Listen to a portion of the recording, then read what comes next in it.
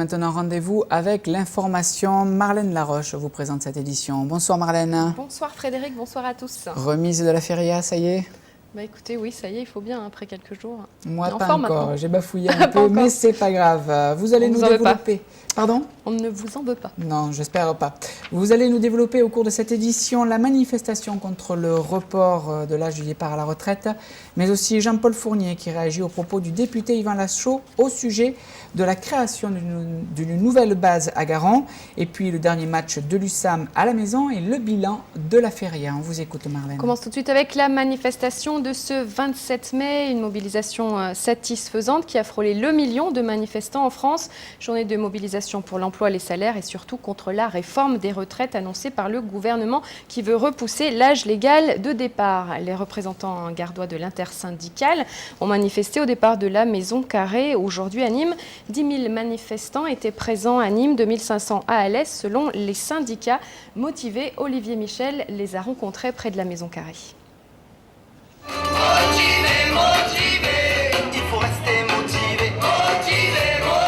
Et on refuse le dogme du gouvernement qui dirait que la seule solution c'est d'allonger la durée de cotisation des salariés et d'éventuellement d'augmenter aussi les cotisations salariales des fonctionnaires.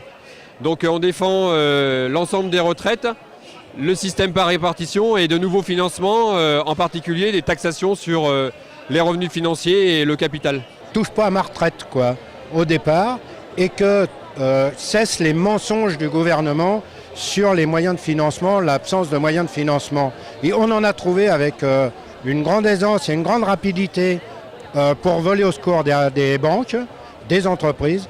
Arrêtons les exonérations de toutes sortes. Le fait de développer l'emploi stable et les salaires résoudrait de 50% la question du financement des retraites. Et nous posons clairement au niveau du MEDEF et du gouvernement, au lieu d'allonger le temps de la retraite, il faut agrandir l'assiette de cotisation pour la retraite, notamment en taxant les revenus financiers des entreprises. Cela ferait 20 milliards de plus pour notre caisse de retraite. On pourrait aussi prendre en compte les années d'études, les années de formation pour les jeunes, car aujourd'hui ce sont les jeunes qui sont le plus touchés par le chômage et donc il est grand temps pour eux que l'emploi se développe. Surtout elle, surtout parce qu'elle adore. On est partout. 60 ans déjà dans notre travail, c'est déjà dur. Faire plus, on ne peut pas. Déjà qu'on travaille en 3-8 le samedi, donc je pense qu'une retraite à 60 ans, c'est bien mérité. De toute manière, on n'est pas obligé d'arrêter de travailler à 60 ans. Donc ça n'a aucun sens de mettre un âge limite. Bon, moi je suis boiseux. À 16 ans, j'étais ouvrier charpentier, je me suis bousillé le dos. On est des centaines de millions, on est des millions comme ça qui aspirons à pouvoir souffler parce que voilà, on a fait notre part, quoi. Si le mouvement syndical est fort, bon, c'est pas toujours trop tard, il n'est pas trop tard pour encore essayer de faire revoir sa copie au gouvernement.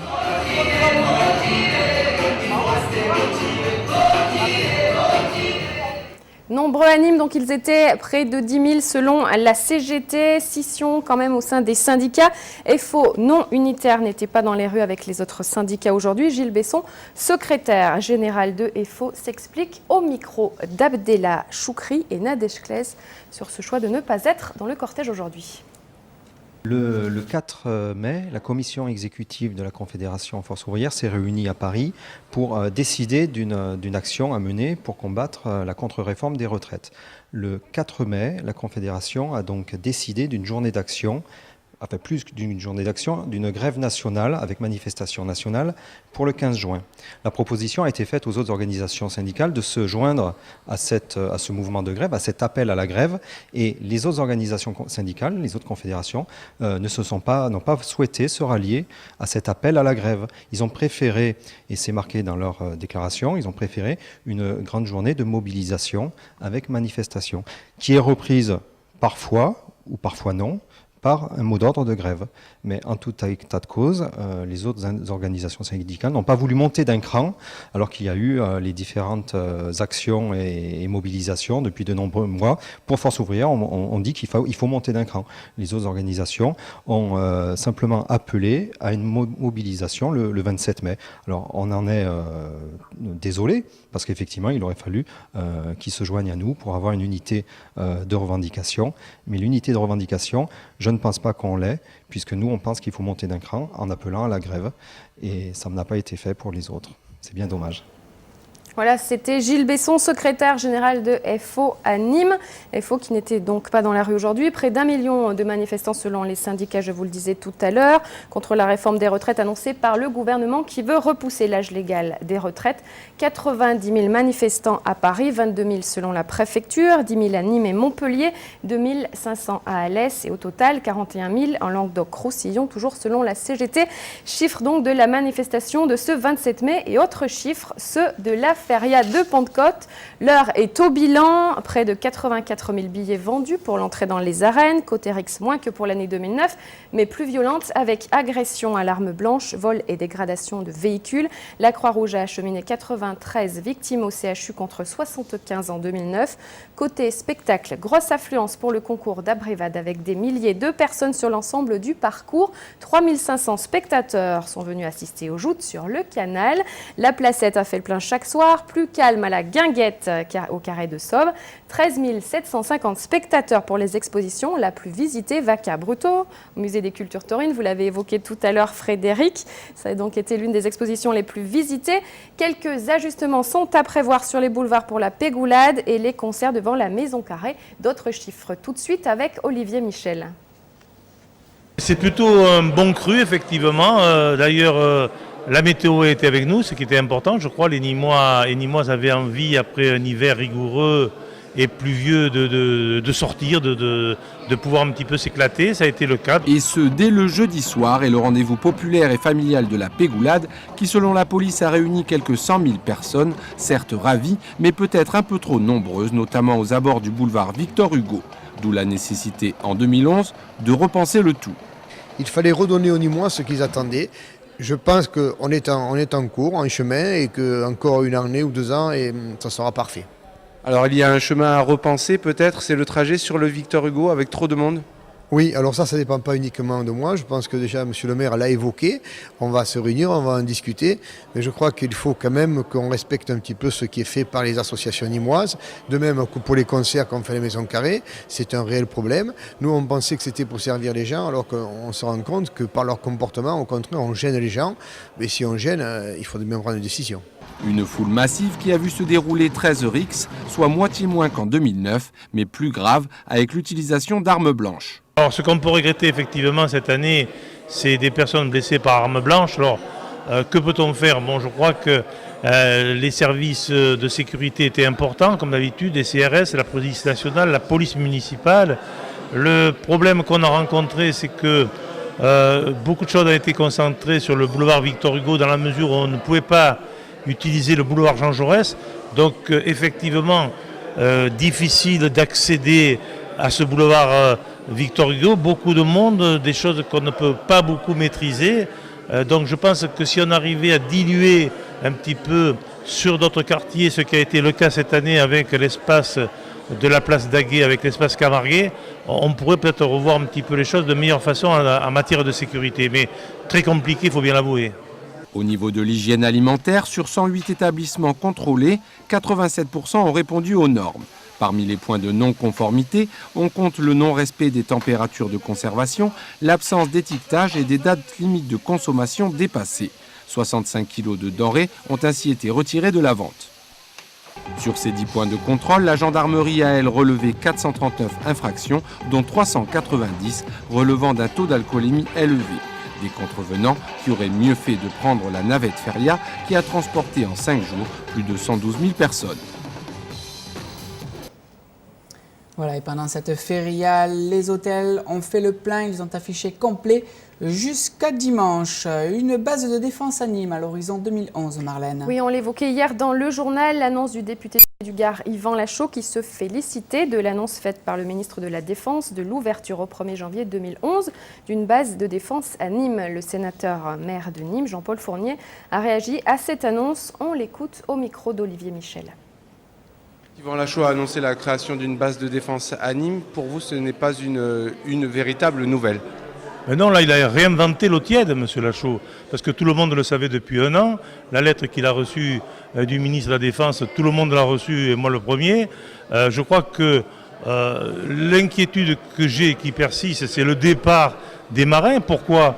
Parce que d'abord, il y a une piste. Cette piste est utilisée par les ateliers de maintenance qui emploient plus de 600 personnes dans ce secteur. Et si on ne trouve pas de solution, c'est ça qui est grave. Et quand on sait que M. Morin a délibérément voulu le départ de cette base aéronavale avec le soutien de quelques députés, et vous voyez de qui je veux parler, je crois que ça c'est grave. Parce qu'aujourd'hui, le plus important, c'est de trouver une solution pour maintenir les personnels, c'est de tenir une position pour maintenir cette piste, puis cette piste est toujours pas à nous, on ne sait pas ce qu'elle deviendra. Et puis ce qui est important de dire aussi, c'est bien d'avoir 1100 militaires de plus, mais ce n'est pas les mêmes salaires, puisque je rappelle que dans l'armée, la marine, c'est 70% d'officiers qui étaient présents. Dans l'armée de terre, ça sera que 5 ou 6%, ce qui représente un manque à gagner de 10 millions d'euros d'investissement par an. Donc ça, c'est grave. Alors faire des annonces médiatiques pour faire des annonces médiatiques, c'est pas très bien. C'est un petit peu tromper les gens. Je préférerais qu'ils se battent à mes côtés avec son ami, le ministre Morin, pour qui maintiennent effectivement les pistes et qui puissent aussi nous assurer de l'entretien de ces pistes, parce que ça va coûter très cher si on veut sauver les 700 personnes qui travaillent sur ce site. Alors l'annonce pour annonce, je trouve qu'il aurait mieux fait de se taire. Voilà, on ouvre notre page sportive avec le dernier match de l'USAM à la maison, Marlène. Oui, dernier match de la saison à domicile pour l'USAM hier soir au Parnasse contre Saint-Raphaël. Victoire 32-29 pour les Nîmois qui avaient déjà assuré leur maintien lors du dernier match contre Dijon. On écoute l'entraîneur Laurent Puy-Ségur. On lui a demandé ce qui a manqué à l'USAM pour finir dans le haut au niveau du classement. On l'écoute au micro d'Abdellah Choukri. De gagner les matchs qu'on a perdus d'un but ou qu'on a perdu quand on gagnait 2 buts à 3 minutes de la fin. Donc il y en a 4 ou 5 comme ça. Si ceux-là, on avait pu les gagner, on serait déjà autre part au classement. Maintenant, on a un budget qui est pas extensible. On fait avec nos moyens et je trouve qu'on a bien fait cette année avec nos moyens.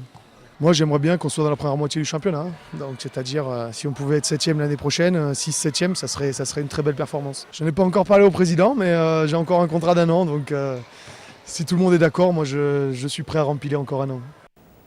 Et Guillaume Sominal, joueur qui a signé dans un club savoyard pour la saison prochaine. Abdellah Choukri lui a demandé s'il avait déjà la tête à Chambéry. On l'écoute. Là, il y a plein de choses avant d'être à Chambéry. Il y a une saison à terminer et la saison, c'est pas que les matchs, c'est aussi les entraînements, il faut préparer la suite. Donc ça va durer jusqu'au 18 juin.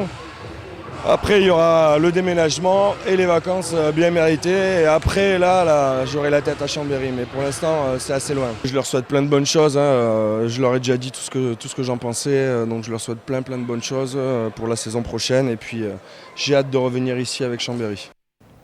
Et on retrouve l'entraîneur de l'USAM, Laurent Puy-Ségur, qui a un petit mot pour Pierre-Paul Castelli. On parlait de feria tout à l'heure. Il revient justement sur cette feria et notamment lors de notre plateau à l'Impérator.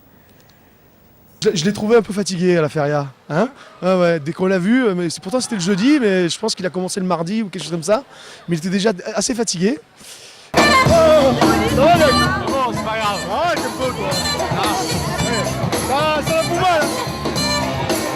Mais bon, je le remercie de nous avoir accueillis sur son plateau. Je crois qu'on a mis un peu d'animation, c'est ce qu'il fallait. Et puis pour l'année prochaine, avec grand plaisir, je viendrai, moi ou les joueurs, vous raconter un peu notre saison à Télémiroir. Voilà, Pierre-Paul a répondu avec une pique. On a vu les images insérées comme ça au milieu de l'interview. C'était pendant la feria, évidemment, à consommer avec modération. On va parler maintenant des résultats. Un mot sur les résultats et le classement en D1 masculine. Toutes les équipes, vous le voyez sur le tableau, ont gagné à domicile. Ivry a gagné 32-27 contre Tremblay, Istres 28-21, Montpellier 35-24 contre Cesson. Cesson qui sera le prochain adversaire de l'USAM. L'USAM qui, je vous le rappelle, a gagné son dernier match à domicile hier soir 32-29 contre Saint-Raphaël. On va voir maintenant le résultat, les classements. Avec Montpellier qui est premier, Chambéry second, Tremblay troisième, Nîmes est neuvième avec 20 points. Je vous le disais, donc prochaine rencontre contre Cesson, ce sera en Bretagne. Et l'USAM fête ses 50 ans, ce sera un petit peu plus loin dans le calendrier, le 12 juin au Parnasse. Une fête, donc une journée festive gratuite est prévue à 18h30 au Parnasse le 12 juin prochain pour souffler les 50 bougies du club nîmois de l'USAM. Voilà Frédéric, on va vous ouvrir une page maintenant. Rendez-vous au jardin, l'annonce donc de ces festivités qui se dérouleront les 4, 5 et 6 juin. 2000 parcs et jardins ouverts au public pour découvrir un univers souvent ignoré ou mal connu des citadins. De nombreux rendez-vous sont organisés au jardin de la Fontaine avec des visites guidées et à l'hôtel de ville avec un jardin éphémère et une balade également sensorielle sont au programme de vos journées. Détails avec Nicolas Pinchinou. La 8e édition des rendez-vous au jardin se déroulera les 4, 5 et 6 juin prochains. Cette manifestation nationale trouve à Nîmes un écho particulier. En effet, les jardins de la Fontaine, chers aux Nîmois, fêtent cette année le 250e anniversaire de leur ouverture au public. D'ailleurs, l'invité d'honneur de cette manifestation n'est autre que Alain Baraton, le jardinier en chef de Versailles. Du coup, pour cette édition, en plus des différentes expositions, conférences, débats et promenades botaniques, de nombreuses animations seront présentées, entre autres par le collectif La Basse-Cour, autour du cirque et du spectacle de rue. On a eu une chance folle sur la ville, c'est d'avoir des jeunes compagnies de création qui font toutes des choses merveilleuses et qui vont investir les jardins pendant les 2 jours avec une compagnie plus déguisée en menthe religieuse qui fera le lien entre les différents spectacles, une autre qui fera du jonglage, une troisième qui racontera sa vie. C'est tout public, c'est très drôle. C'est vraiment un bon moment à passer dans les jardins. Le spectacle il s'appelle Zirbut en fait et c'est l'histoire d'une rencontre entre les 2 personnages. C'est de détourner autant l'acrobatie que le jonglage, du coup mélanger les deux, chercher de l'acrobatie avec les objets de jonglage et inversement, chercher du jonglage avec Cécile. L'entrée est bien sûr gratuite et ouverte à tous et le détail de la programmation peut être téléchargé sur le site de la ville de Nîmes, www.nîmes.fr. Voilà, rendez-vous au jardin, ce sera les 4, 5 et 6 juin prochains. Avant cela, la fête des voisins, c'est demain, vendredi 28 mai, et l'occasion de se retrouver entre voisins pour un moment festif et convivial. Et il fait beau en plus, donc on peut tous en profiter, n'est-ce pas Frédéric? Exactement, et puis n'oubliez pas notre magazine, voilà. Il est sorti. Avec de belles balades. Il n'y en aura pas pour tout le monde. Voilà, de très belles balades. Baladez-vous avec une très belle couverture du Pont du Gard, l'un des monuments les plus célèbres de notre département. Et puis, vous le savez, on ne peut pas oublier cet événement. Dimanche, c'est la fête des mamans. Donc, vous aurez la possibilité de lui remettre un diplôme, voilà, de la meilleure maman. Puis, bien maman sûr, du monde en plus. Maman du monde, ah oui, j'avais pas fini de lire, comme quoi, il me faut mes lunettes. Et puis bien sûr, tous les programmes de la TNT, de Télé Miroir, avec bien sûr les coulisses des idées de sortie du week-end. Voilà. Voilà, c'est dans tous les dépôts. Exactement, 700 points. 700 points de dépôt. Exactement. Et puis merci infiniment de votre fidélité et de vos encouragements que vous avez su nous communiquer lors de cette feria, lorsque nous vous avons rencontrés au sein des Bodegas. Donc vous êtes de plus en plus nombreux à nous regarder, ça nous fait chaud au cœur. Continuez, n'oubliez jamais, Télé Miroir, c'est aussi votre télé, c'est votre culture et nous essayons au mieux de faire tout ce qu'il faut. Merci Marlène. Bonsoir à tous. À très bientôt, à demain.